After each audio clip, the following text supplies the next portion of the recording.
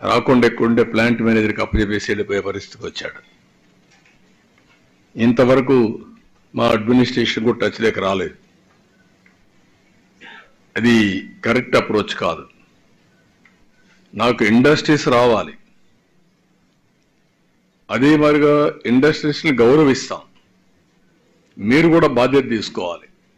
బాధ్యత తీసుకోకుండా take it for granted, మేము పెట్టుబడి పెట్టాం, మా ఇష్ట ప్రకారం చేస్తాం అంటే కుదరదు. ఆ విషయం గుర్తుపెట్టుకోవాల్సిన హెచ్చరిస్తున్నా. ఈ రిపోర్ట్ వచ్చిన తర్వాత ఎవరు తప్పు చేసినా వాళ్ళని వదిలిపెట్టాం.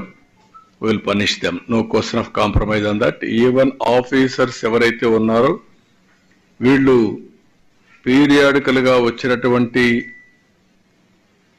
ఫైండింగ్స్ ఇచ్చారా, ఇస్తే యాక్షన్ తీసుకున్నారా, మళ్ళీ ఎందుకు వీళ్ళు రివ్యూ చేయలేకపోయారు, all lapses will study and then will take action. అది తీసుకుంటాం. అదే మరి కుటుంబాలు మాత్రం పూర్తిగా ఆదుకునే బాధ్యత గవర్నమెంట్ తీసుకుంటుంది. అదే మరి వాళ్ళని మేనేజ్మెంట్ని పే చేయమన్న కాంపన్సేషన్ వరకు మేనేజ్మెంటే పే చేస్తారు. అది వాళ్ళే ఇప్పటికే పే చేయించారు. 1 crore అయితే వాళ్ళే చెక్లు ఇచ్చారు, మొత్తం కూడా వాళ్ళే ఇస్తున్నారు. It is very clear. మళ్ళా మీకు ఆసిలేషన్ లేకుండా I want to communicate to the people, వాళ్ళే పే చేస్తున్నారు. పే చేసిన తర్వాత ఏ విధంగా ఈ కంపెనీ కానీ ఇవన్నీ చేయాలో చేస్తాం. ఇక్కడ విశాఖపట్నంలో ఇంకొక ఫార్మా ఉంది, ఏదైతే పరవాడ దగ్గర, ఇక్కడ అచ్యుతాపురంలో ఇక్కడ ఒక ఫార్మా ఉంది. మోడల్స్ కూడా ఉన్నాయి దీంట్లో.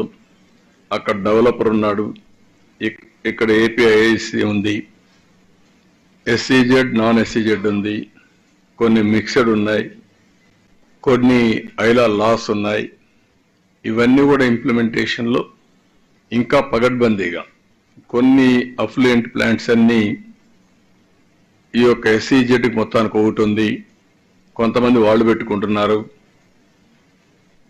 ఏ విధంగా సింక్రనైజ్ చేయాలి, ఎంత ఎఫెక్టివ్గా పనిచేయించాలనే విషయాలు కూడా ఎగ్జామిన్ చేస్తాం. అల్టిమేట్గా దీన్ని కూడా సీరియస్గా ఆలోచిస్తున్నాం.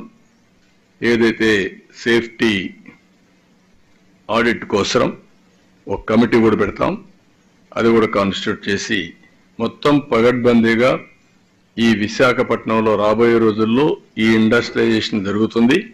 అదే సమయంలో ఇలాంటి యాక్సిడెంట్ జరగకుండా సేఫ్టీ ఆఫ్ ది ఎంప్లాయీస్ కూడా వర్కౌట్ చేస్తాం. ఇది ఫైనల్గా.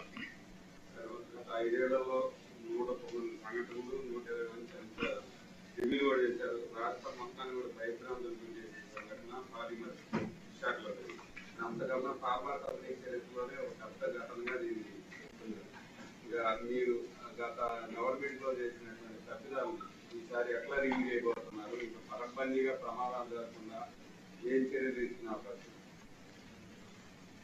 ఇప్పుడు మీరు ఒకసారి డీటెయిల్స్ అని నేను ఇక్కడ మాట్లాడడం లేదు. 119 ఇన్సిడెంట్ జరిగాయి, 120 మంది చనిపోయారు. దీంట్లో మేజర్ ఇన్సిడెంట్స్ కూడా కొన్ని ఇటీవల కాలంలో జరిగినట్టు ఉన్నాయి.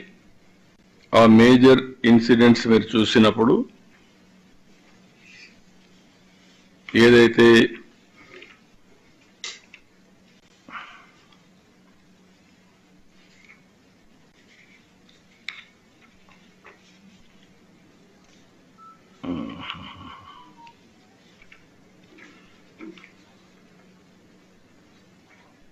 ఇరవైలో ఎల్జీ పాలిమర్ జరిగింది, అందులో 12 మంది చనిపోయారు. 20 మళ్ళీ హిందుస్థాన్ షిప్ యార్డ్లో జరిగింది, అందులో కూడా 11 మంది చనిపోయారు. లారస్లో కూడా ఒక యాక్సిడెంట్ జరిగింది. అదైనాక ఇప్పుడు జరిగిన ఒక ఇన్సిడెంట్ జరిగింది. ఇవి కాకుండా 2, 3 అయితే కంటిన్యూగా జరుగుతున్నాయి.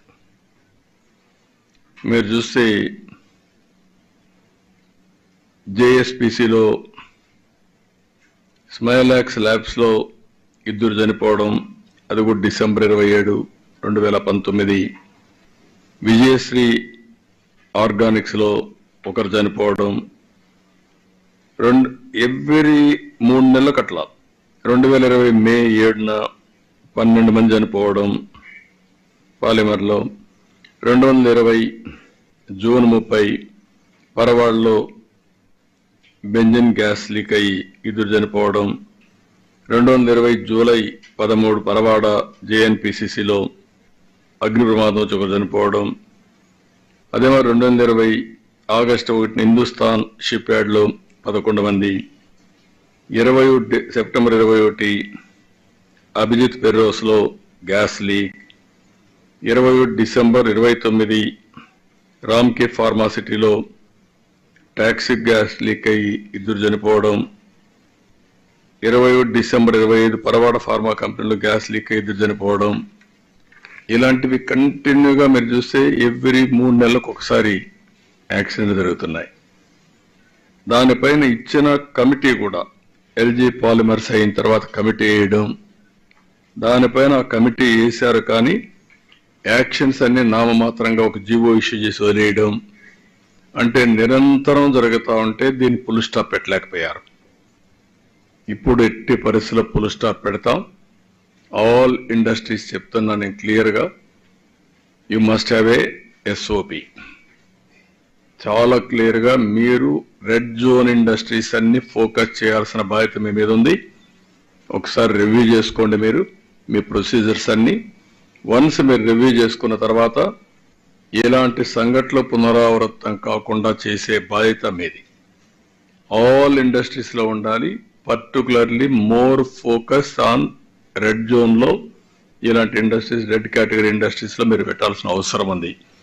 రెండోది మా డిపార్ట్మెంట్ కూడా నేను ఈ రిపోర్ట్ వస్తానే, రిపోర్ట్ రావడం ఒక యాంగిల్, డిపార్ట్మెంట్ కూడా ఒక ఎక్సర్సైజ్ చేయాలి. There is a data. 5 సంవత్సరాల్లో రాష్ట్రంలో ఎన్ని యాక్సిడెంట్లు అయినాయి, ఎక్కడెక్కడ ఫెయిల్ అయ్యాం, ఎంతమంది చనిపోయారు, అవన్నీ ఏ విధంగా స్ట్రీమ్ లైన్ చేస్తాం, డిపార్ట్మెంట్ రివ్యూస్ కూడా ఏ విధంగా చేస్తున్నాం. అదే సమయంలో స్ట్రిక్ట్గా ప్రతి ఒక్క వ్యక్తికి కూడా మేము చేసే సిస్టమ్స్ కానీ ఆ సిస్టమ్స్లో వీళ్ళు ఇన్స్పెక్ట్ చేసిన రెగ్యులేటరీ అథారిటీ వచ్చినప్పుడు ఇచ్చినటువంటి రికమెండేషన్స్ అన్ని ఎగ్జిక్యూట్ చేశారా లేదా, అమలు చేశారా లేదా, చేయకపోతే వాళ్ళపైన ఎట్లా యాక్షన్ తీసుకోవాలి, ఇవన్నీ చేసి యాక్సిడెంట్స్ అనేటివి వీలైనంత వరకు తగ్గించడం. జీరో అనేది వీలు కాదు కానీ వీలైనంత వరకు తగ్గించడానికి అన్ని ప్రయత్నాలు చేస్తాం.